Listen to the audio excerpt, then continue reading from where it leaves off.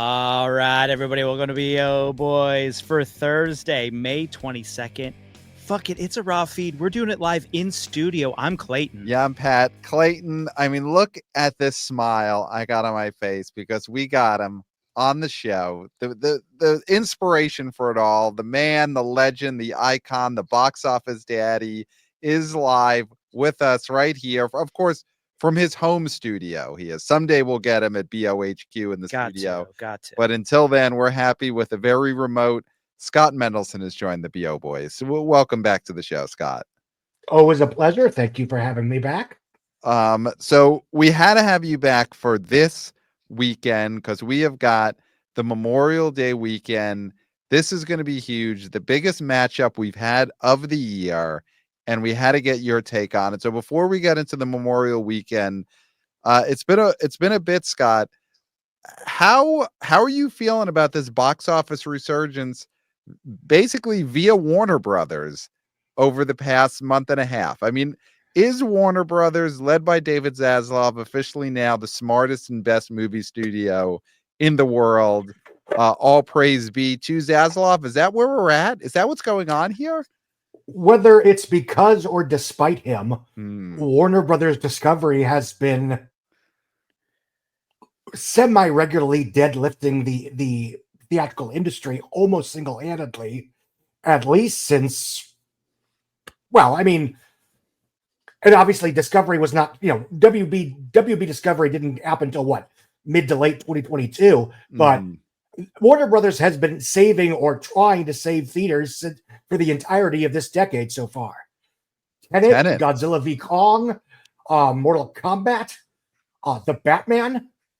It wasn't just that, whether their films were bigger than everybody else's or not. It's that they tended to offer big tentpoles during periods where nobody else was even playing ball. And, last March, Godzilla again. I mean, apparently every Easter they save theaters. Once again, it's the numbers were in the toilet for 2025. And here's how bad they were. We were almost into April before the year-to-date total was about to catch up to 2020. Wow. Now, that includes about the first 3 weeks of quote-unquote lockdown from COVID. Ooh. Wow. So, wow. And of course, now with Minecraft and Sinners, and to a certain extent, Final Destination Bloodlines, so that's a newer one, the year to date is running past 2024. Great. And there is a chance, to be fair, because of Disney's Lilo and Stitch and Paramount's Mission Impossible, that a good Memorial Day weekend, followed by a halfway decent showing for Karate Kid Legends, will allow the end of May to catch up to end of May 2023. Wow. Okay, so you're saying we're trending in a good place right now, thanks to Warner Brothers. No thanks to pretty much any other studio. Has there been a non-Warner Brothers big hit this year?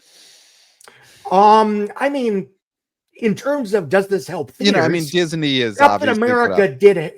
Captain America and Thunderbolts are both going to bring in 850 total in global revenue, so that's not nothing. And to be fair, as much as Captain America Brave New World and Snow White did not deliver, Disney was the only studio playing tentpole based, playing in the tentpole sandbox up until Minecraft in early April.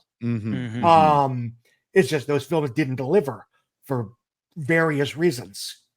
I want to go somewhere that I'm sure you, Clayton, want to go with the legend, the icon, Scott Mendelson. I'll go anywhere with the legend, Scott Mendelson. Marvel. What is, and this is a topic that just keeps coming up on any box office discussion, the state of Marvel. But I think going into this, we were all hoping we knew what we were going to get with Captain America Brave New World. That movie had been on the shelf, retooled a million times. It felt like an incoming disaster, and it did whatever it did. Thunderbolts did feel like, despite it not being prime IP, it felt like, okay, this is going to be a new leaf. People are excited. This is going to be bigger than the last few Marvel movies. And I think the BO boys, we feel pretty disappointed by this. And we feel like the New Avengers retitling was a total debacle. I mean, Miss Flo looked mortified to be pulling that poster to reveal the new title on day 4 of the release. Where are you at with the state of Marvel? Is Thunderbolts a sign that people are really sick of this stuff? And is this spell bad news for Fantastic Four? Well, I'm not even so sure so much as sick as just disinterested. You know, it's and frankly, of the first two films, Captain America 4 was supposed to be the biggie. It's a Captain America movie. It stars Anthony Mackie, who everybody liked a decade ago when he was, as Sam Wilson, blah, blah, blah. And I think, the warning signs have been there since Eternals, which was, say what you will about Eternals, that was arguably the first big Marvel movie since Guardians of the Galaxy, where the primary selling point was it's a Marvel movie. And that film did not perform well. That it wasn't terribly well received and wasn't terribly well liked by critics or audiences is another problem in itself. And what we've seen is the films that are being sold where the prime hook is it's a Marvel movie, they have struggled. The Marvels, Ant-Man 3, Brave New World, to a certain extent, Thunderbolts. The films that have succeeded since Endgame were the ones that succeeded almost despite being Marvel movies. Wakanda Forever, Guardians of the Galaxy, Spider-Man No Way Home, Deadpool and Wolverine. Those two films are basically banking on nostalgia for non-Disney Marvel franchises.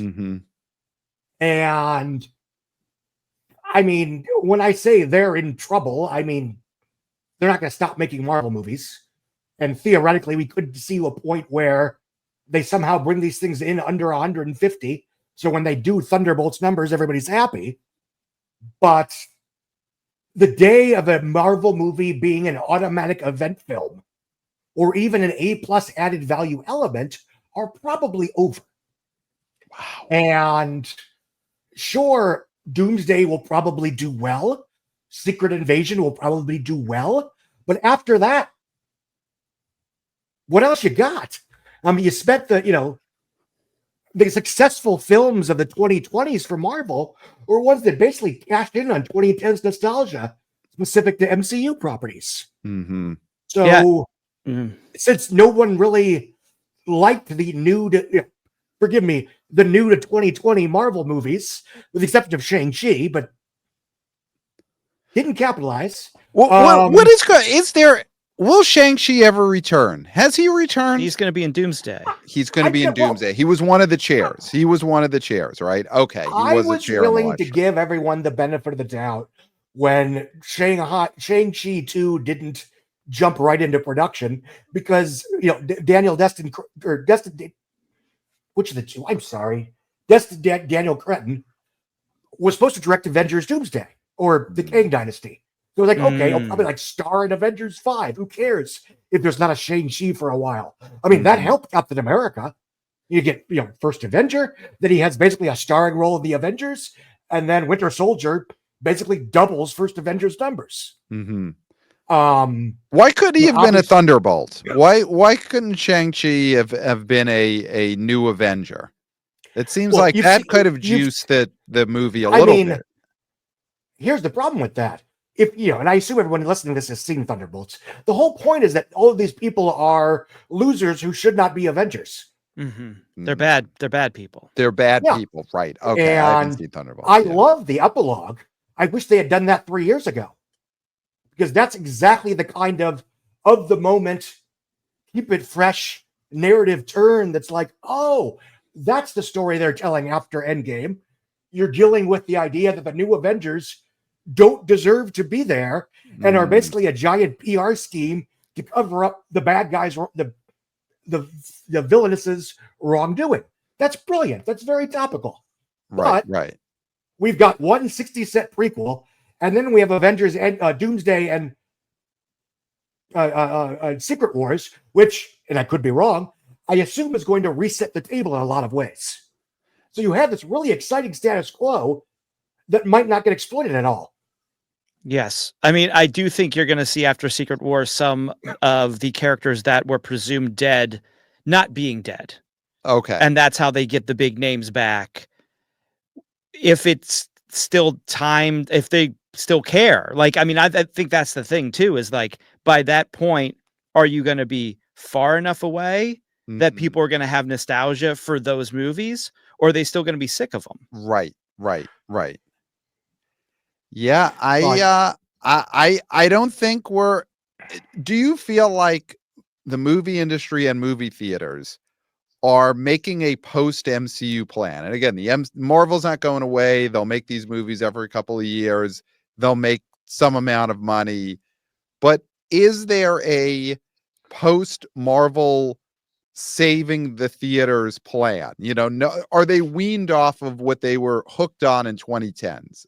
This is a it's a junky industry, and they got hooked on the Marvel drug for 10 plus years. Where are they right now? Audiences did, but also just the industry itself. The box office was hooked on Marvel. Are we weaning off of it? What level of withdrawal are we all in right now, Scott?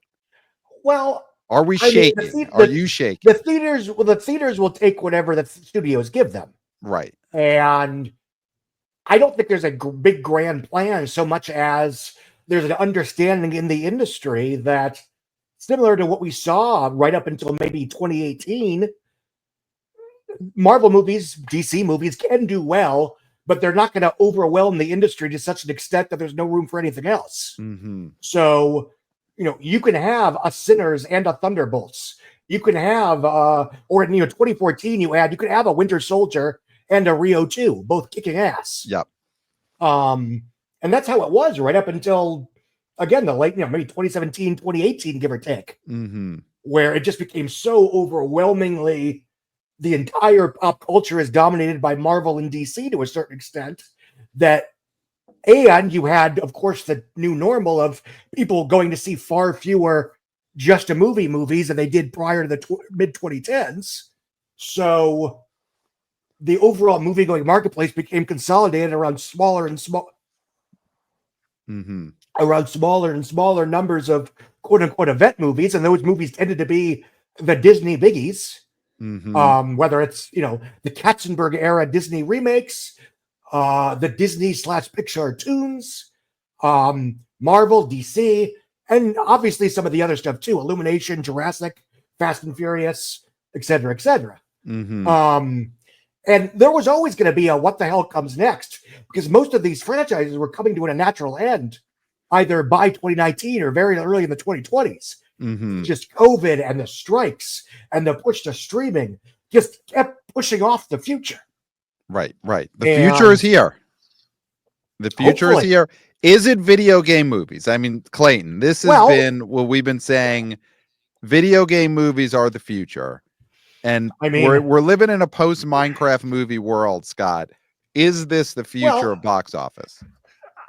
To a certain extent, yes. And frankly, I've been saying that since Sonic opened very well in February 2020.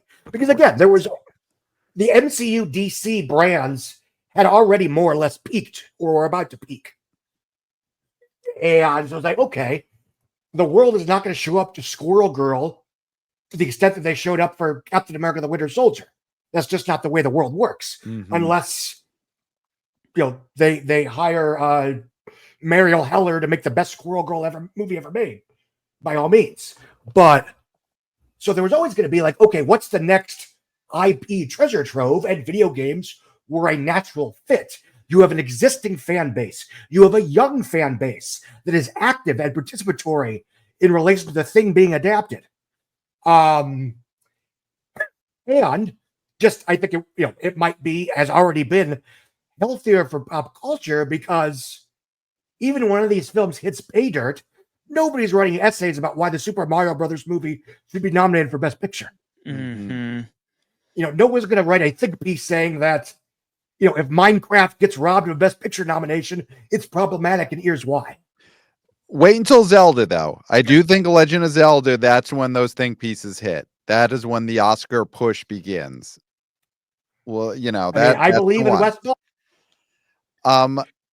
So So before we get into this weekend, any other big takeaways for you in these recent months? I mean, the whole Sinners thing was that something you saw coming in any way, that this movie just Well, had not to Sixth this Sense degree. level legs these first few Yeah. weeks? Knowing how movie-going behavior has changed in the last decade, knowing the extent to which studio programmers, non-event films, non-franchise films have struggled over the last decade, I never thought that I would again see a live-action original Hollywood movie make as much as Sinners is probably going to end up with in North America. And because we could joke, but it's not as leggy as The Sixth Sense anymore. But it will have to settle to still being leggier for now. And Inception, Gravity, Hangover. Wow. What company to keep? Wow. Yeah. Those were the final great triumphs of original movies from Warner Brothers and from 2009 to 2013. Yeah. When we all thought the good times would never end. I could spend all day listing off the various milestones and records. Biggest original R-rated movie in North America. It's almost there, give or take. Well, no, it might not be, because I know it's past Beverly Hills Cop. I don't know offhand if there's anything bigger than that. Inflation has passed Beverly Hills Cop. Not inflation, not yet. No, I'm saying not counting inflation. Wow. Yes. I mean, obviously with inflation, but we don't talk about inflation. We don't talk about inflation. Many reasons now, but that is incredible. Just to be in that air, having passed Beverly Hills Cop. If you're someone who reads Scott Mendelson, listens to this show, that is the kind of thing, the hairs on the back of your head stand up, back of your head and your neck, all your hairs stand up when you hear a movie has been passing a record set by Beverly Hills Cop. The hair is brushing the top of my cap. I was incorrect. It's now the second biggest R-rated original behind The Hangover, which made $277 in 2009. Wow. Sinners is about $30 million away, 2 to 3 weeks, give or take. It'll do it. Now, Scott, can I also ask you a question about just the Sinners effect when it comes to moviegoers' education? Because I feel like with this movie, and there's movies before this where I think Oppenheimer was one, Maverick before that was one. It was talking about PLFs as a thing, right? The IMAX Oppenheimer tickets were hot. I think Sinners is just as hot when it comes to these IMAX tickets. It's getting normal people who go to the movies to start using those terminologies. IMAXs, PLFs, 4DX, ScreenX, to a lesser extent. Dolby. My preferred. I love my Dolby. People talking about theatrical formats, not about, when's it going to drop on this streamer or that streamer or this? They're talking about what format they're going to see it in the theater. And I think that is huge for the future of box office. What is your take on that? I think it's good news. I don't want to say bad news because we haven't really seen any harm yet, but obviously it's good news because it gets people to see something in theaters. And frankly, the extent that theaters are to a certain extent relying on increases in per customer spending, that's, if they buy a more expensive ticket, good. My concern has always been, we don't want to create a situation where the average moviegoer thinks if something isn't worth seeing, isn't available, or no longer is available in PLF, it is no longer worth seeing in a theater. That's been a concern of mine for a very long time. That's why, frankly, I'm happy to see AMC announcing Cheap Ticket Wednesday starting in July, because along with everything else, that is also going to encourage people to show up in a non-PLF theater. Because it's $12 here, but it's only like $6 in this theater. And if it's a theater that has, because honestly, again, I am spoiled rotten in terms of my options, but I have plenty of multiplexes that deliver a high quality non-PLF experience on the regular. And I've been saying for a while, and I'm not the only one, that theaters have to really spend the time and money to make sure that the just a movie theater for just a movie on just a random showtime looks at least as good and sounds at least as good, plus the immersion, that you would get from watching it at home on a 50-inch TV with a soundbar. Mm-hmm. And I think they're doing that. I think that's where some of the $3 billion that they've promised to spend on renovations is going to go. Now, I admit I was a little concerned when Sinners did like 45% of its money in PLF on opening weekend.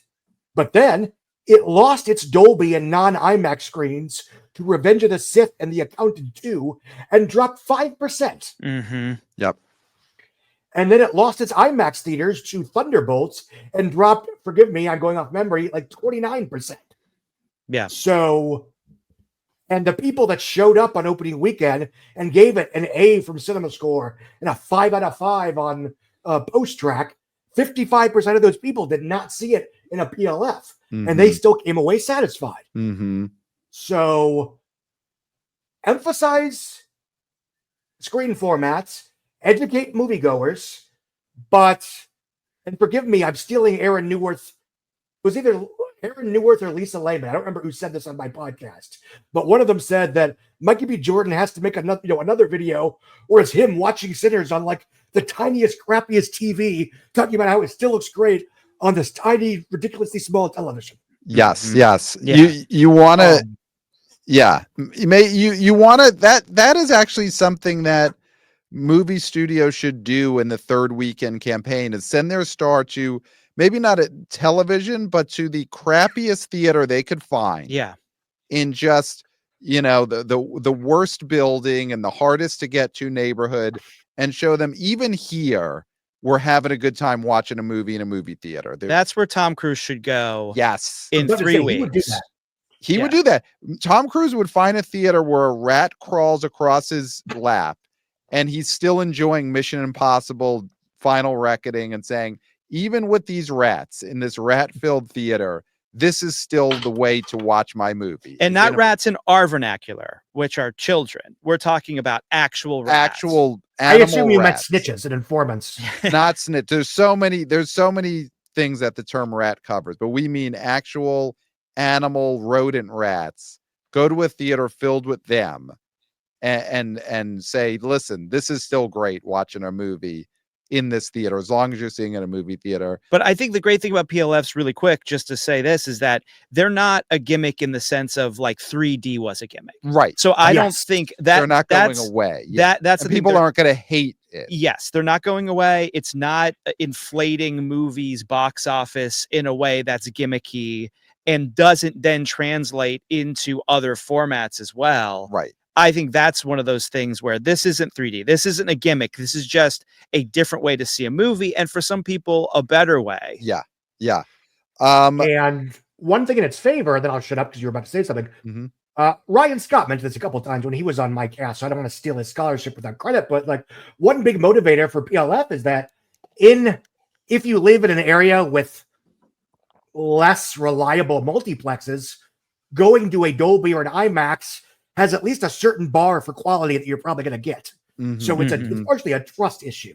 Mm-hmm. Right. So we mentioned Tom Cruise. Yes. Tom Cruise this weekend, it's happening. Mission Impossible Final Reckoning hitting theaters. It was formerly Mission Impossible Dead Reckoning Part 2. That is not the title. No, it's not. And there was never a Dead Reckoning Part 1. It was always Dead Reckoning. That is how we will agree to spin it here on the BO Boy. And it's always been Live, Die, Repeat. And it's always been Live, Die, Repeat. There was never a movie called anything else. No. You fucking sellouts. This weekend, we sell out to the man who is on his shoulders trying to save movie theaters, Tom Cruise. Unfortunately, it doesn't feel like the buzz is there for Mission Impossible Final Reckoning, but Tommy he's trying everything right now. I mean, I didn't even see this, but Clayton, you informed me this afternoon, late breaking. Tom Cruise was just on the Pat McAfee show this afternoon. Yes. I mean, just short of eating the wings. That is that is about as stunty as you could get in promoting a movie. He went on did he go to Indianapolis? No, it was via satellite. He was on the moon, I believe. Okay. Because if he would have got into the studio with the bros tossing the pigskin around, That would have been shocking, but he was on the show. He was just here in New York a few days ago, Scott, just down the street, and me at the BO Boys' favorite theater, the AMC Lincoln, best theater in the world. Tom Cruise was there, chatting it up with the employees, eating, he said, 2 bags of popcorn at a time, double fisting popcorn bags. He is trying to get the word out on this movie. Scott, is it working? Is the buzz out there for Mission Impossible Final Reckoning? Sadly, that's a more complicated question than you'd think. Mm-hmm. It's no secret that I did not like it at all. I thought it was actually worse than the last one. I thought it doubled down on everything I didn't like about the previous one. That being said, outside of the internet, the reviews are pretty good. And I don't know to what extent, regular generic moviegoers, they're just going for a good time.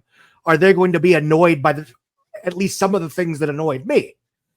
Probably not. I don't think Dead Reckoning underwhelmed 2 years ago because it was so much worse than the other ones. Again, generally good reviews, A cinema score, whatever. The big problem with Dead Reckoning was that if you look at what it made, $575 worldwide, versus the 3 predecessors, Ghost Protocol did I'm guesstimating, roughly $695 in 2011.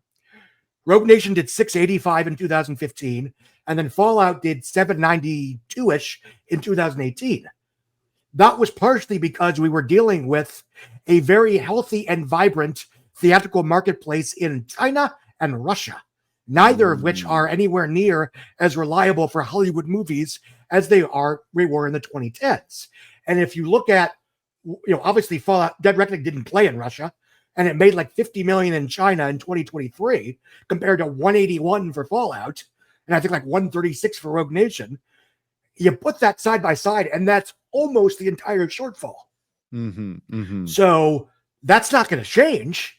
So there's really no reason to think that Final Reckoning is going to do that much better than Dead Reckoning, because the macro elements that kneecapped it are still there that have nothing to do with the fault of the movie. And again, it wasn't, Barbenheimer or, it lost PLF screens. That didn't help.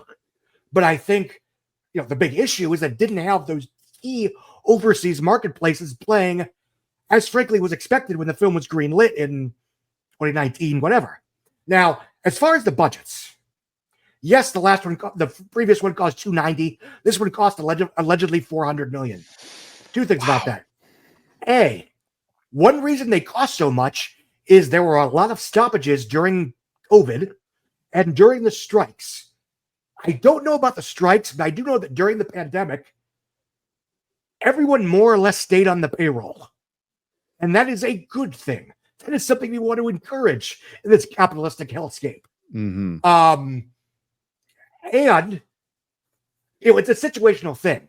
If the film had shot in 2020, no pandemic, it probably would have cost closer to the over under 180 the previous chapters had cost. So the fact that it cost 290 is entirely circumstantial.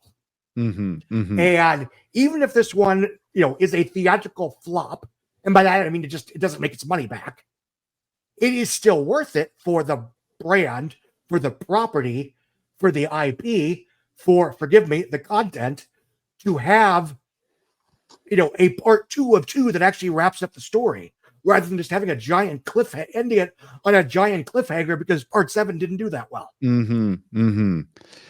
Yeah. So, I mean, there's so much there. And it is good they kept everyone on the payroll all those years. And I guess that is also why Tom Cruise, if you're getting yelled at by Tom Cruise, and we all have watched the video, great video, Tom Cruise yelling at a crew member for taking his mask off during COVID production. But you know what? That guy was on the payroll the whole time. Keeps him awake at night. Keeps him awake. Yeah. Yeah. Thinking about that. But Tom Cruise keeps him right. Remember when he's yelling? Yeah, because he's had his whole crew on his shoulders. Yeah. And it keeps him awake at night. Yeah. And he's paying them. So good on Tom Cruise there. But let's take the budget out of it, because the budget is the budget. Is though just the series trending downward at this point, because after Fallout, like you said, that made 790 worldwide. And obviously there's Yes. territories that you're taking out, but there did feel like Fallout was a true zenith since maybe even the first one of just the popularity of these Tom Cruise Mission Impossible movies. It felt like we were trending up then, Mm-hmm. and that obviously does not feel the case anymore. So even aside from budgets and aside from territories where this is not going to play, is just this movie series starting to hit Fast X levels of popularity where we've passed the peak, and now people are, if not turned off, they're not tuned in. And Clayton, am I being too harsh on this right now? Am I letting that last movie underperform and skew too much, or do people still like these movies as much? No, I mean, I feel similarly, and I actually have more of like a question for Scott here, because my thought with where these movies have gone and why maybe they haven't been as successful as we'd wanted them to be is, did they make a mistake positioning these films as the highfalutin action movie? Okay. As the thinking man's critics love, people who read novels like the Mission Impossible movies, that they don't like Jason Statham movies, but they like these Mission Impossible movies for whatever reason. This is the thinking man's action film. Right. And not like Jack Reacher novels, but but like actual literature. Okay. So, do you think that was a problem? Because yes, Fast and Furious, they've lost a little bit of steam, but that's after 10 movies, right? And you see people like Statham, and Statham movies aren't going to make as much as Tom Cruise movies, but they're also not budgeted the same way. And he's just been consistent with making those forms of movies that people enjoy and love. I think the expectations for these movies just are so different than what you're actually getting. If they just really said, look at this specimen of a man jumping around and doing all this stuff, which they do. But then they also really tried to push the motorcycle stunt in the last one. But they also push that it's like, but also this is like very smart. Okay. I think there is a level of that. It's got, am I making that up?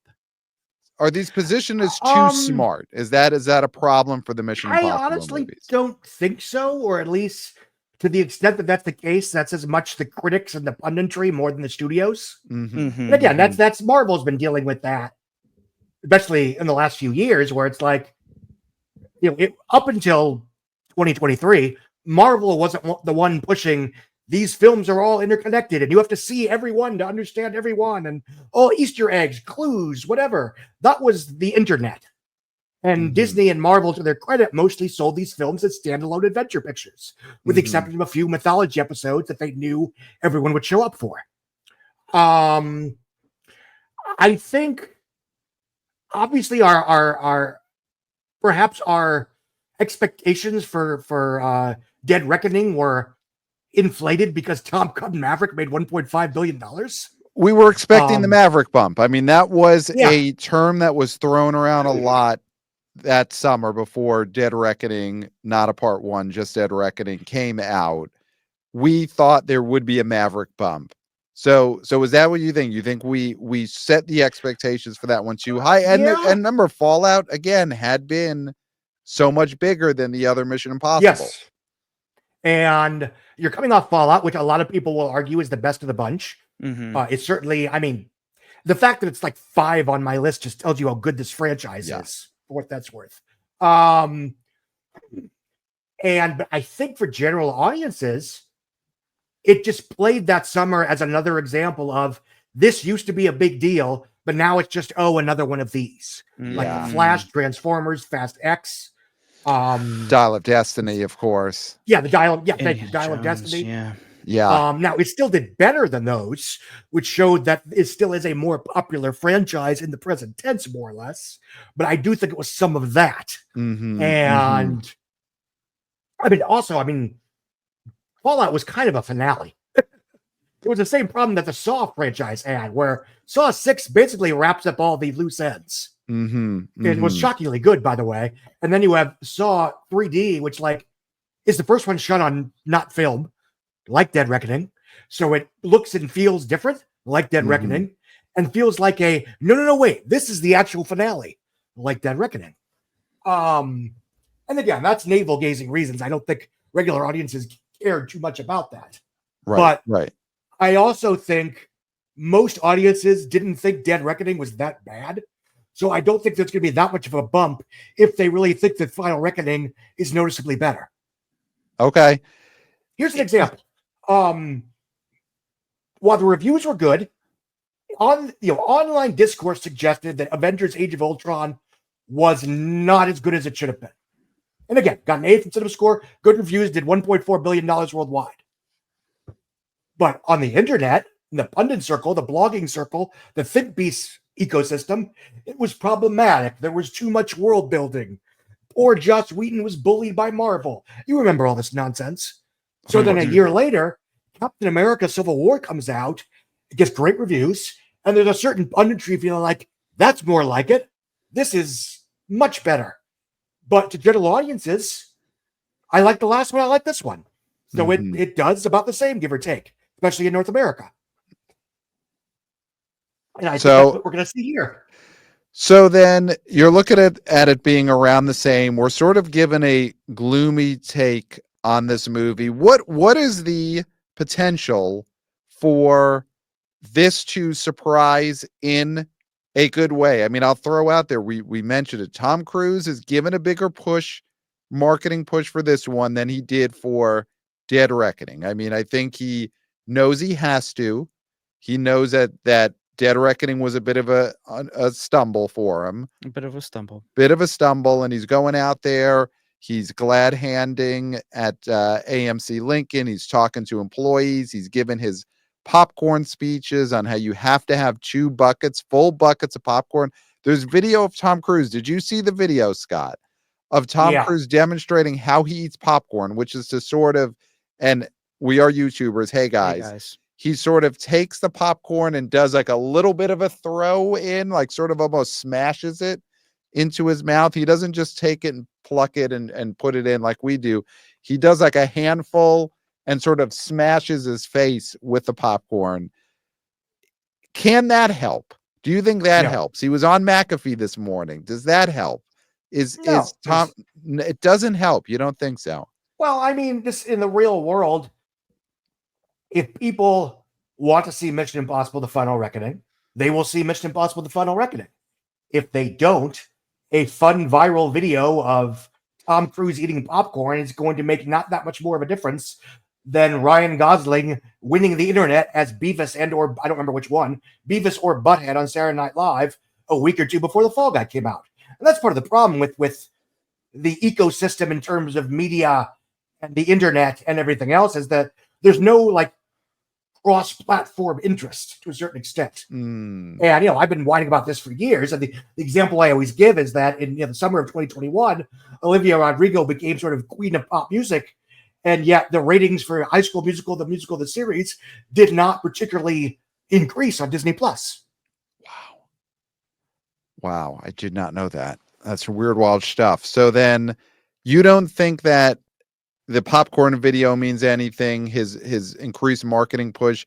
Is there anything to people are, not that they weren't in the mood to go to the theater the summer of 22, when obviously Barbenheimer happened 23 a few weeks later, 23, but we're coming off of, people loved Minecraft.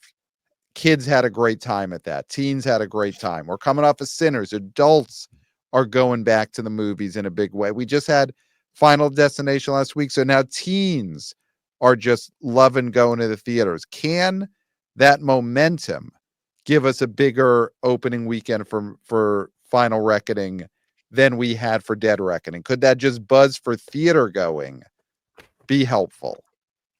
I think it opening bigger than Dead Reckoning, and again, the last one did like 78 million over 5 days. And I will argue until my dying day that one huge mistake was opening that on a Wednesday, because had they opened it on just a Friday, you would have had probably like a $75 million 3-day weekend. You could have said, hey, we broke the franchise record. We're kicking ass. Yep. They wanted that $100 million number to report. They thought 5-day opening that year they were going to get to 100. They wanted that Maverick number to report. That's my theory. I think it's just. I'll die I think with it's that just they theory. wanted to keep. I think it's just they wanted to keep PLF screens for a few more days, and I will Right. argue they overestimated the importance of that, or that if the narrative after opening weekend had been positive, the loss of PLF screens wouldn't have been as big of a factor. Because people would have wanted to see the movie because of the box office. They would have been like, Yes, "Oh, because of the this movie. made the most of the whole franchise. I must see this no matter what." Right. Yes. And yeah, this could, I think, over under 80 over 4 days. Obviously, they'd love to hit over 62 million for the 3 days, so they can say we had the biggest 3-day opening of the franchise, and unadjusted for inflation, obviously. But I mean, I've and again, plenty of people will like the movie more than I did, but I cannot imagine regular audiences being as knocked out by this as they were by like Ghost Protocol, Rogue Nation, and Fallout. Right. Right. So I don't see that kind of upswing. But all three of those films were very leggy, by the way. I mean, Ghost Protocol was weird because it had that 5-day, the 5-day IMAX sneak release beforehand. Right. Right. I mean, if you count that as its opening weekend, it was one of the leggiest $200 million grossers this side of The Empire Strikes Back. Now, Scott, we're not critics, huh? Huh. But is that your favorite Ghost Protocol? Rogue Nation. Rogue Nation's okay. Yeah, Okay. it's Rogue Nation, the first Mission Impossible, Yeah. Ghost Protocol. Yes. Although I could switch either of those two on depending on my mood. Mhm. Mission Impossible 2, Mission Impossible Fallout, which is very good, but that was the one where I started to get worried about, the subtext is becoming text. Mhm. And it's becoming very self-aware about the wild and crazy Tom Cruise kamikaze stuntman thing. Mhm. Okay. Which I think a huge issue with the last two films, for me anyway, is the extent to which they've leaned into that with a yellow highlighter. Right. Right. And then They're- 3, 7, and 8. There, unless I've missed it, like when Dead Reckoning came out, the motorcycle stunt was everywhere. That was just, they were come see this movie for this stunt that we're kind of already showing you in full in the trailer. Is there a stunt that I've missed that they are pushing in a major way for this movie? Hanging on the airplane wing. Hanging on the airplane. It's hard to go with that though, because we've seen so many people, including Tom Cruise, hang on an airplane wing. That to me feels like a rough one to. Yeah, go for it. That is my issue. I mean, it's very well made, it's very well constructed, but it feels like Fallout Redux. Yeah. There is a sequence in the middle of the movie that hasn't been particularly spoiled. That is a spectacular action sequence. Okay. But I don't think it's gonna. It's not. I mean, again, maybe I'm wrong, but it doesn't feel like the holy shit, this is worth seeing again. You have to tell all your friends about it sequence. Should they have brought in Dwayne "The Rock" Johnson for Final Reckoning? Come on, franchise only by if they wanted to kill. Well, only if they wanted to kill the franchise dead in its boots. Wow. There we go. Yes, thank you, Scott. I mean, I admit I was wrong about the franchise Vanguard thing. 13 years ago, he killed Fast and Furious, or helped kill Fast and Furious. He absolutely killed DC Films. G.I. Joe. He did not save G.I. Joe. We can argue to what extent, and this is not my purview, but him coming back to WWE did not make the fans happy. Wow. So, that's a hot take. Final boss. So people do not like the final boss. The Journey movies, the Race to Witch Mountain. You give them that Viagra. Give them that Viagra. You had to go all the way down to the Journey movie. With the fan, and we don't want to stay on Dwayne "The Rock" Johnson, a guy who has not a movie coming out this weekend, but I do have to go on Fast and Furious. If you want to say he killed the franchise, he saved it, and then he stayed so long that he did damage. So if you're a doctor who someone is on life support and you get in there and you do the defibrillator, you do mouth to mouth, you do surgery, whatever it is doctors do. I'm not a doctor, not a critic, huh? You save a life. And then a couple of years later, you strangle that guy and you kill him. He did still get those years because of you. And I do think, at least in the sentencing, the judge should take that into consideration. If a doctor saves someone and then years later kills them, we won't ask why. Mm-hmm. You still got to take in, hey, this guy had 7, 8, 10 more years because of me before I killed him. So I think we got to give The Rock that with the Fast and Furious movie. Well, we were slowly poisoning Sure. them because what happened there was The Rock sort of he's tried to crush the heart of the franchise, which was Vin, because it was The Rock versus Vin, and everybody in the world was on The Rock's side. And guess who was on Vin's side the whole time? This guy. I knew he was the heart and soul of that franchise. He cared about that franchise. The Rock doesn't care about anything. The Rock cares about The Rock, and that's it. So Vin Diesel cares about, what does he care about? La Familia. He cares about La Familia. We will. So we all then say, good move on Tom Cruise not bringing The Rock in for Final Reckoning. Okay. Yeah. And now, can I bring up something about, and Scott, I'm sure you know this. We got an email, and I don't have access to the email right now, but and Pat's looking it up, so we will give this person their props. Clayton has had the login many times, because this is not the first time that Tom Cruise has gone up against Lilo and Stitch. Yes, because yes. in 2002, June 21st, 2002, the weekend of June 21st, I'm sorry, Minority Report barely eked out a win over the original Lilo and Stitch cartoon. So, and it was from the great Anthony, B.O. Boy, who joined us at the LA. Saw you, Scott. This wannabe O Boy saw you on stage at the B.O. Boys Live last fall in Los Angeles. So, is this weekend the revenge of Lilo and Stitch? Is this the fallout of all of Tom's deeds? Is this really the thing from way back in time that is coming back to bite Ethan Hunt? Is it not whatever this last Final Reckoning movie is about?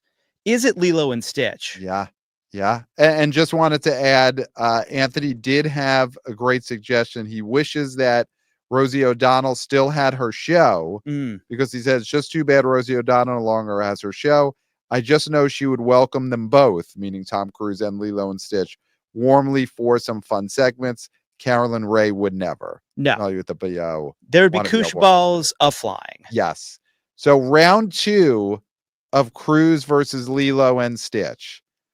First of all, not fair. There's 2 of them. Tom Cruise is pretty much the only one that matters in these Mission Impossible movies. And we're really talking about Stitch here, though. I mean, to be honest, I know Lilo, but Stitch is the character that I think is the breakout and why kids are going to see this. So Scott, have you, and of course you didn't need a listener of the show to remind you that Lilo and Stitch and Tom Cruise have met before, but it is an interesting coincidence that this is happening again. Yeah. And I think offhand, Lilo and Stitch made more money in North America in 2002, but Minority Report made more worldwide.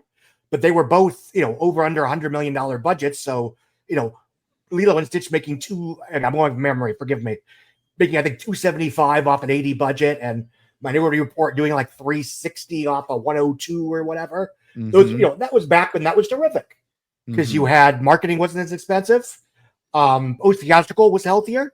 So that was good. And obviously now things are very different.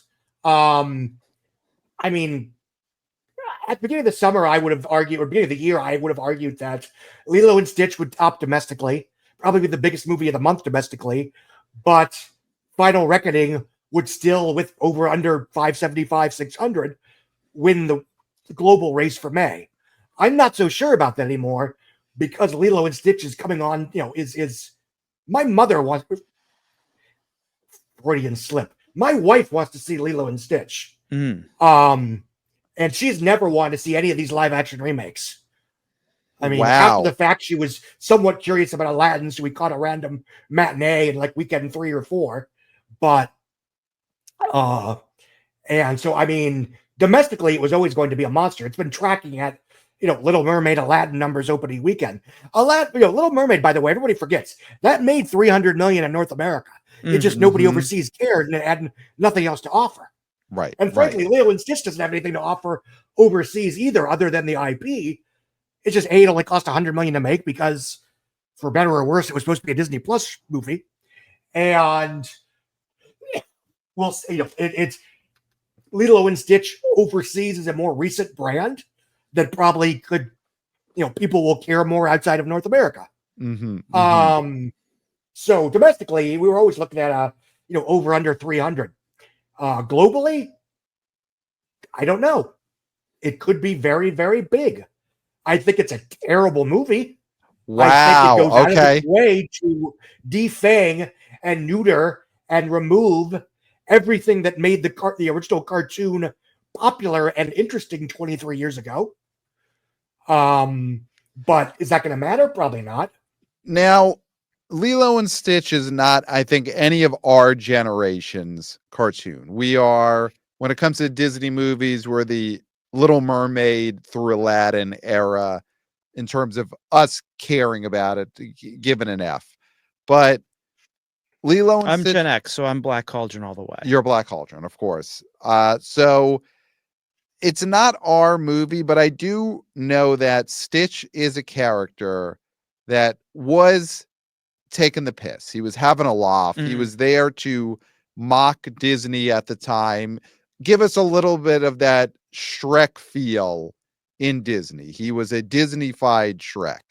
And you're saying he is not that in this version. Well, he is not taking the piss seen, any longer. You've seen the movie. You've seen the original Lilo and Stitch, right?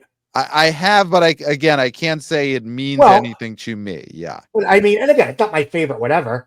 First of all, in terms of opening weekend appeal, it is the only 2000 era non-Pixar Disney cartoon that has any kind of hold on present tense, slightly past just generations, on par with the Katzenberg movies. So it's, even if it's not Lion King, it's not Treasure Planet. Right. But if the original Lilo and Stitch, one reason it was so well liked was that it was emotionally raw. It was sad. It had female characters that were angry and got mad at each other and said mean things to each other, and did not look like, in terms of body type, your stereotypical Disney princess. You had Lilo, this young girl who was this spitfire who may or may not have been on the spectrum, that just didn't take shit from anybody. And none of that's in this new movie. So Lilo takes shit in this live action Lilo and Stitch. That's what you're saying. She's taking shit. Doesn't have that kind of attitude. Wow. And it feels like a movie that was made by a Disney that thought that the online complaints about turning red's mother-daughter conflict was somehow problematic was true, actually. Okay. So it's safe. But yeah, exactly.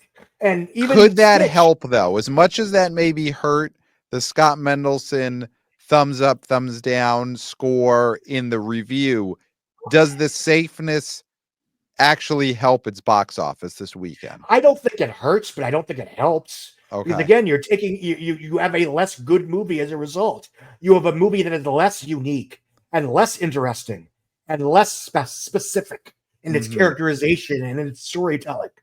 Just something that feels even more like, a 1960s Wonderful World of Disney movie with a budget. Okay. Clayton, will you be seeing this movie? And, anonymity, of course, so important. Not going to reveal names, but you've got a special lady friend. Does this movie mean anything to your special lady friend? Will you guys be going to see this in the theater? Is that a possibility here? The way Scott's wife is very interested in Lilo and Stitch. Is your special lady friend interested in this? Is that the type of audience that this movie could bring in? Well, we had this conversation, and they were a big fan of the original cartoon. Okay. But have said that they don't have an interest in seeing this live action one. Wow. Okay. And I think it might just be a certain age that is not going to see this movie because they don't have they're not A a guardian. guardian Okay. or a parent, so they're not bringing the little ones.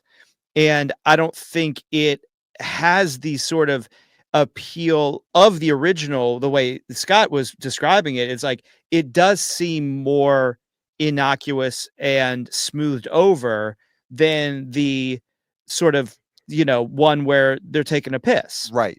It's not as edgy as the first one. Yeah, and I And think not as edgy as some of those brands that got involved with cross-promotional partnerships with the new Avengers a few weeks ago. Not even Wheaties, that you're talking about edgy. Wheaties, Wheaties, not yeah. as edgy as Wheaties. Yeah. Harley Davidson, of course. Yeah. Scott, And- does this so do you think this is a date movie in any way, or is this a pure family kids play, which obviously is more than enough, but Well, do you think in the this is a date movie? 2010s, in the 2010s, that was one reason why Disney did so well, was that their films were seen as all quadrant films that were, you could, again, older kids, young adults, date night couples, Right. was acceptable for that. Right. And The I think to a Pixar certain extent, movies, Disney's lost that. date night couples were going to see Up. Exactly. Yeah. And in a vacuum, no. I don't think, unless you're like drunk on nostalgia, I don't think there's anything, there's no good reason for adults to see this in theaters, especially when there are good movies for adults in theaters. And one of the problems with the death of the studio programmer is that you had this spot in the mid to late 2010s where like the grown-ups were seeing the kid flicks. But the grown-ups are growing up these last couple of years, which is good. But then, a movie like Lilo and Stitch doesn't have the upside that the Pixar 2010s movies had. But again, if it opens to, it could very well do 200, could do Moana numbers over 4 days, which is Moana 2 did 225 over its 5-day opening. That is possible. Wow, that's where we're at. Wow. Yeah. Would you, if that happens, who cares if anybody likes it? True. Right. Scott, would you put Lilo and Stitch in the same sort of bucket as Moana, in the sense of the fan base, and it's been a while since there's been an iteration of it, and there's like a built-in love for it because of watching it on Disney Plus? Yes. Do you think Moana still trumps it in popularity? Or it seems like it's close. Tomato. Yeah. Just because, I think one thing that Lilo and Stitch had going for it is that, yes, you have the people that were young when the first one came out, people that were like in their early 20s when the first one came out, and then onward and onward. And then you have people that like the Lilo and Stitch cartoon show at various stages. Right. But as far as which brand is more nostalgically popular, tomato, because they're both going to be huge. Yeah. Wow. That's where we're at, though. 200 million, possibly. Is Lilo and Stitch I would put it as one of 3 movies that I think could be the number 1 movie of this summer. My thought would be it's this, the other kids movie, How to Train Your Dragon, or Fantastic Four, though I'm feeling less inclined to think that has a chance. And I guess the other one is Superman could go nuts and be the biggest. I feel like Jurassic World is a surefire hit, but the ceiling is lower than those other ones. So do you feel that that's the boat we're in, that those 4 movies are the ones that have a chance to be the biggest of the summer? And does it feel like Lilo and Stitch is the most likely to be that? Domestically, it looks like a battle royale between one all-quadrant sci-fi fantasy about a superpowered alien that crashes on Earth and hides among Earthlings and eventually aligns with their found family to save the day, and a different sci-fi all-quadrant fantasy adventure about an alien that crash lands on Earth and eventually aligns with their found family to save the day. Globally, Jurassic still has the edge because even if it drops down from 1 billion to 750, there aren't a lot of movies that will absolutely make 750 worldwide this summer. Could one of them overperform? Sure, absolutely. Lilo and Stitch and Superman could both overperform globally. But as far as, rank, and obviously rank is mostly trivia. what could happen with Superman, the same thing that happened with Wonder Woman, which it just kicked ass in North America, but globally it still came in fourth behind Despicable Me 3, Spider-Man Homecoming, and Guardians 2. But nobody was complaining. So Lilo and Stitch, it still though does have that kind of upside where it could just go completely crazy this next month. Where, because after Lilo and Stitch, is there not a big kids movie until what? How to Train Your Dragon is mid-June. And Elio, can we agree? Is Elio going to be a full-on disaster? Yeah. It's Good Dinosaur, right? Wow. You hate to say it, though, Scott. You hate to say it. Because, again, they let loose. Took an entire generation of high-quality, aspirational, and in some cases, comparatively inclusive original Pixar and to a lesser extent Disney animation cartoons and flushed them down the shitter for the streaming war. Wow. And now they've created a mentality where if Elio isn't the Earth, the Moon, and everything, it's going to be, no more originals. And that is the case. I mean, they delayed it for a year. Same way they delayed Snow White for a year. They wanted it off the books last year. They know this is not going to perform. I mean, is there a bigger shocker for you than if Elio was to get itself to 200 million domestic this year? Elio breaking out. Is there a bigger summer shocker that you could imagine? No. Okay. Because back in the good old days, a Pixar original that wasn't necessarily the greatest thing ever made, over under 200 was normal. They didn't all play like Up.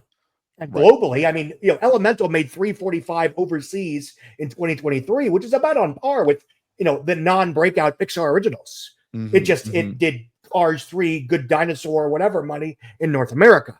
So idealistically, it would do, about 200 million domestic, about 350 overseas, 550 worldwide. And again, if it really did cost 300 million, that's why you don't do reshoots. You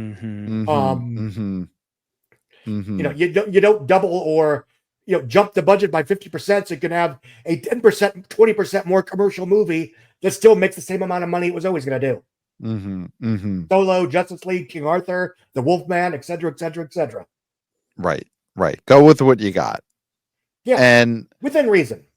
So Lilo and Stitch is going to be up there. It's going to be playing with the big boys. I mean, the fact that, Clayton, when you asked, is Lilo and Stitch at the same level of Moana?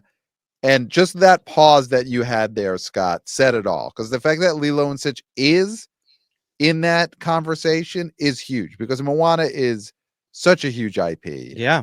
And Lilo and Stitch has gained so much in these last 15 years or so. The fact that it's in that conversation is gigantic. Gigantic.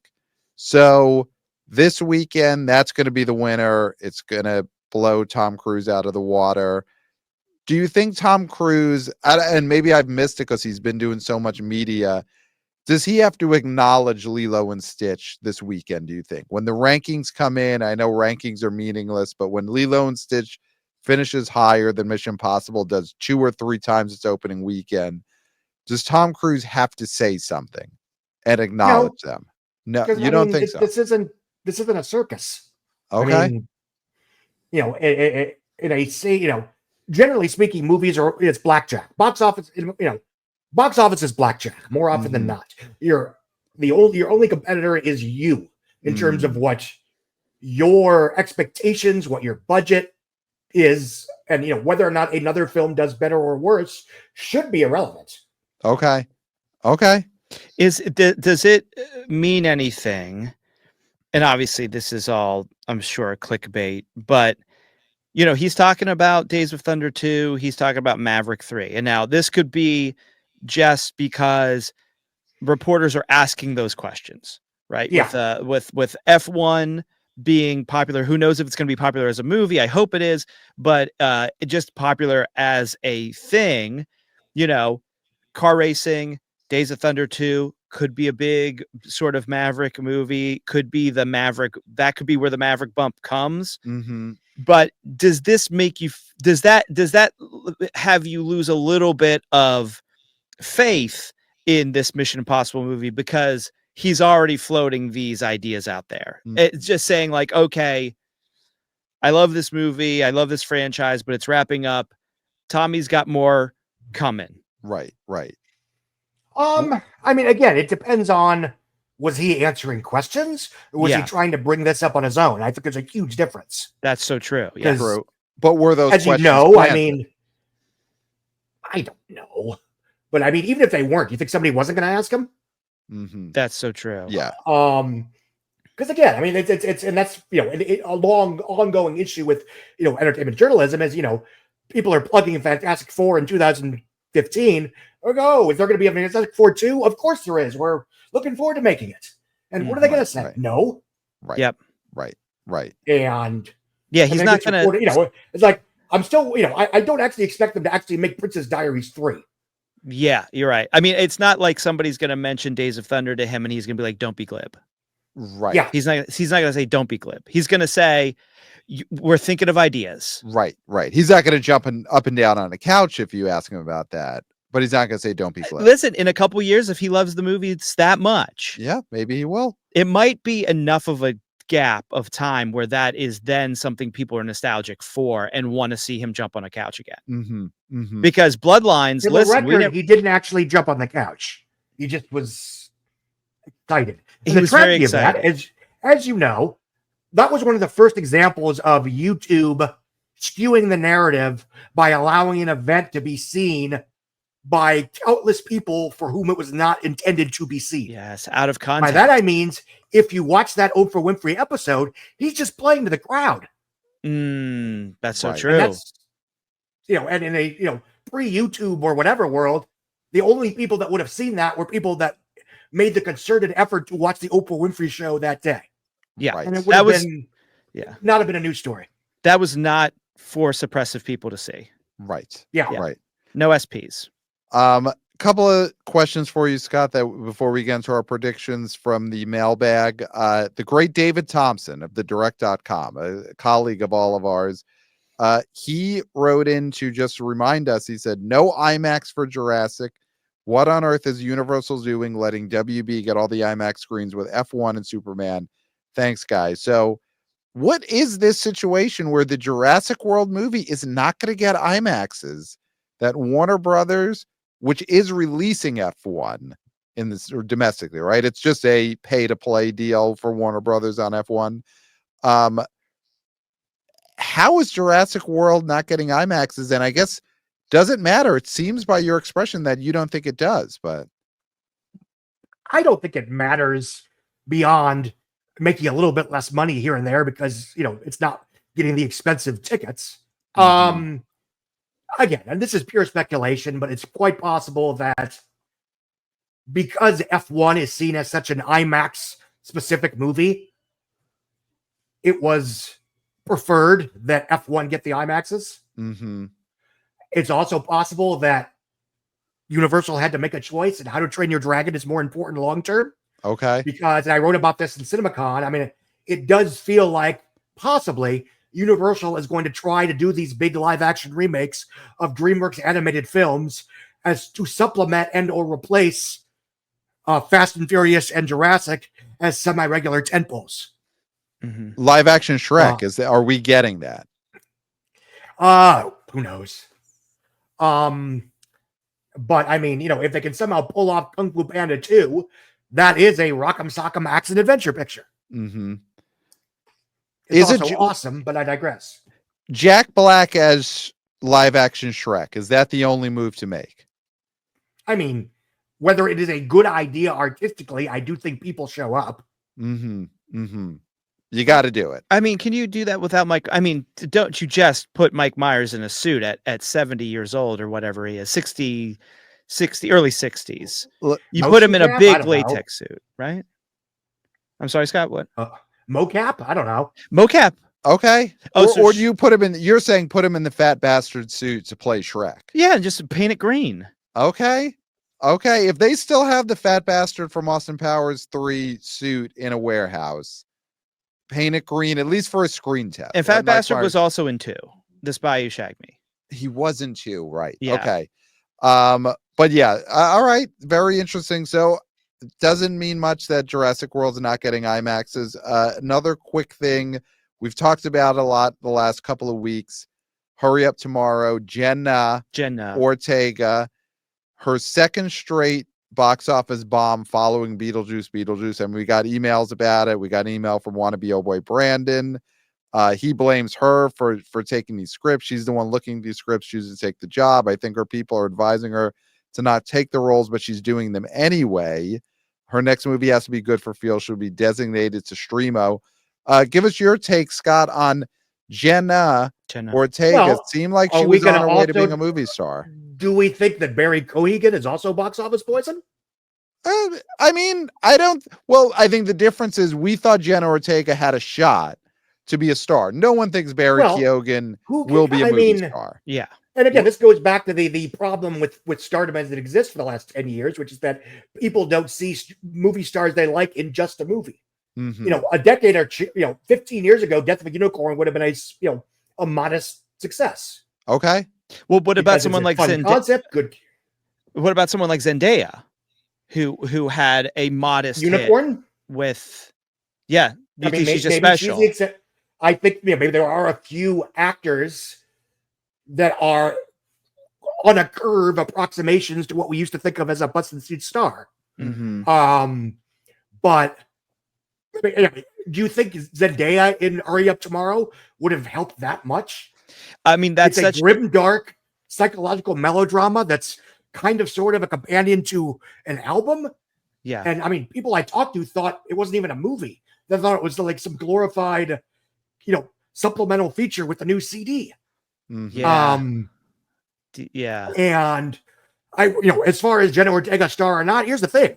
They're, with the exception of maybe DiCaprio, Sandra Bullock, and a few others, they're all added value elements.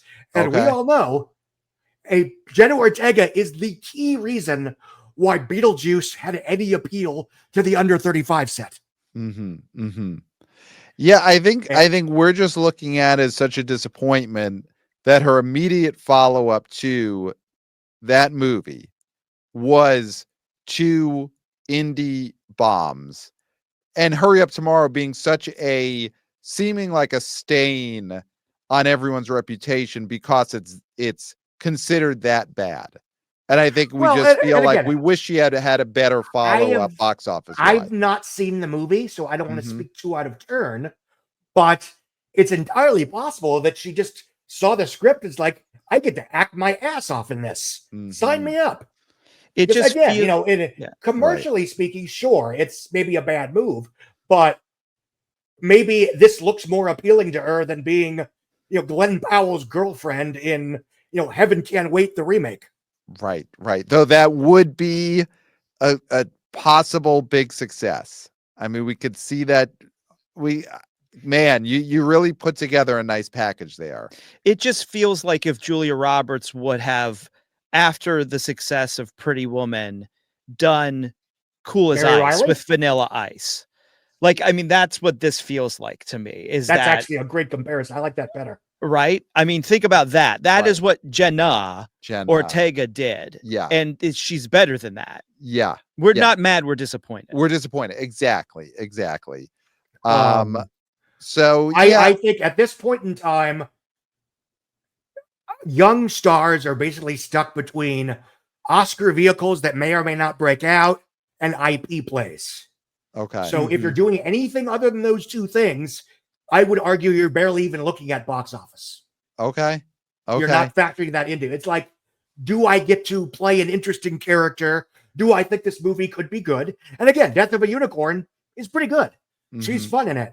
She gets to act with a banger cast. And in a sane world, that would have been a small, modest, successful programmer. But do you think because A24 is just releasing movies at such a clip now where it feels like they're like the indie Lionsgate in the sense of the quality control is not there. And then even when they have good movies like this Legend of Ochi, which I've heard actually is a very good kids film, the release for this was so screwed. Yeah. Nobody got a chance to see it. It's already on PVOD now. Wow.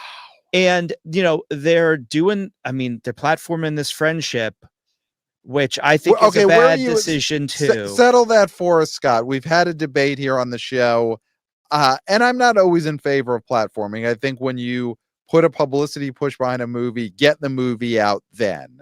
But I do think on something like Friendship, the Tim Robinson, Paul Rudd comedy, that having those couple of weekends where it did the big numbers in the select cities, got that kind of buzz out there.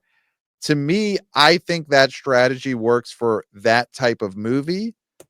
Clayton, though, of course, thinks that it should have went wide day one. Where are you at just on and that's coming out wide this weekend, so that could tie together before we give our Memorial Weekend predictions. Should Friendship have went wide a few weeks ago or this weekend and not have had the platform? I think you go platform because a movie like this, you're lucky if you get 10 million. And I think at worst you get one weekend of very good box office press. Thank you. I mean, I still the legend think, himself just said it. The icon. I still think nobody's talking about this movie now. It got overshadowed by Bloodlines, and now it's going to be overshadowed by two gigantic movies. And I think they should have just blasted this thing out as big as they could. Was there ever a world in which A24 was going to blast out this really weird? It's not, Pat, it's not weird for the people who would go see this. But they're trying That's to get, what comedy is now. This is what comedy is now. People to know about this. And as the legend just said it to us, that weekend of box office buzz is at least something. Listen, I respect the legend. My ones are up. Yes. Our tribal chief. I respect him. But I think this movie should have gotten a huge push because A24 needs it. They need something to hit. All right. Well, let's get into it. Let's give our predictions for this weekend. So, you know what? I think that the legend seems the most ready to give some opening weekend predictions. Scott, could you kick us off with your top 5 predictions for this Memorial Weekend? I guess we're going to give 4-day numbers. We'll give the 4-day. Well, for the openers. Yeah. For the openers. Yeah. Fuck it. I'm going to go 200 for Lilo, 80 for Mission. Wow. Doing it live. Fuck it. Does Friendship get into the top 5 going wide this weekend? Does that movie? Probably not. Just because they'd have to do over 10 million opening weekend offhand. Bloodline, Mission, right. Lilo, Bloodline, Sinners, Thunderbolts. Yeah. Offhand. Right. Unless I'm missing one. I apologize if I am. No, I think that's it. All right. So then, Clayton, would you like to go next? I will go. And you know what? I was thinking it as well. Like, I do think Lilo and Stitch is going to hit over 200. Wow. So I'll just go 201 with all due respect. I mean, I think if we both get there, we get there. Right. But I was thinking that this thing could make 200. Okay. I'm less bullish on Mission Impossible. All respect to the popcorn eating king. I think this is going to be 76. Wow. 4-day 76. 4-day 76. 76 versus 80 is a rounding error. Yeah, that's true. But 80 looks better. Fair. You know? Then underneath that, I agree. I think this is the weekend that Sinners overtakes Thunderbolts / New Avengers. And then I think I'm sorry. Yeah, Final Destination Bloodlines is going to be third. That is going to, I think that does drop 60. Yeah, I'm going to say it's going to drop like 69, and so I think it's going to be in the 20s. But that's still amazing for this movie. Then I think Sinners overtaking Thunderbolts. Okay, and then Thunderbolts is 5. All right, so I'm gonna, you know what, Lilo and Stitch, 180. I don't think it gets to 200. I don't think it's Moana. So I'm going to say 180 there. I'm going higher on Tommy. I think the popcorn thing is breaking out. I don't think we know the full effects yet of him appearing on Pat McAfee this afternoon. True. The Yinzers, over-indexing in Pittsburgh. And what that means for, is he going on other shows in these next day or two that are really going to goose the numbers? Will he go on Podcast Jesus, the great Kirk Minahan? I feel like he would have let us know, but maybe that's a thing you have to keep secret until he's on the air. Yeah. If Tom Cruise goes on a show like that, goes on the Kirk Minahan show, Well, the he minute wouldn't tell fans you come because you out- would tell Clemmer. But then that could be the type of publicity tour that breaks out. So I'm thinking that movie gets itself to a 4-day weekend of 94 million. I think it gets that high. I'm high on this movie all of a sudden. Bloodlines High on probably something. gets to 18 million. It's going to drop big. Well, that's the 3-day, right? You're talking Yeah. Bloodlines through 3-day. And then, yeah, Sinners over Thunderbolts. God, you know what? Sinners. Is there any chance a Minecraft movie gets ahead of Thunderbolts? Probably not. So Sinners, Thunderbolts Just because Lilo and has to Stitch. be 4 and 5. And then Friendship, none of us think that it could hit. Could it do an opening weekend wide of like 6? Could it get to 6 million? No, because they blew. What, Friendship? No. Yeah, Friendship. No. I mean, could it? Sure. Will it? Probably not. No. Wow. Okay. Last thing, Scott, next weekend, just quickly, Karate Kid Legends. Is this movie, obviously it's not going to do what the Jaden Smith Karate Kid did years ago. But it seems like this is a good movie for that last weekend in May slot, which is often kind of dead. That this is a movie that feels like it could keep the momentum going, even if it's not going to be a huge hit on its own. This does feel like a really nice movie to have in the post Memorial Day weekend, so that the momentum doesn't just stop cold, which sometimes happens in that weekend. Yes. I mean, my eye rolling notwithstanding, this is your grandfather's Karate Kid. It looks okay. I mean, there's been 4 Karate Kid movies. Oh, 5. You got 5 Karate Kid movies, 3 of which were good. 1, 2 in the remake. Cobra Kai was much better than it should have been, frankly. Mm-hmm. But that's its own thing. And it is mostly selling itself as a drama that happens to have some action in it, which is the right thing to do. That's part of how Karate Kid 2010 did so well, aside from selling itself as something must see to kids that didn't give a damn about the IP, what a novel concept, is that it sold itself as this is a good movie.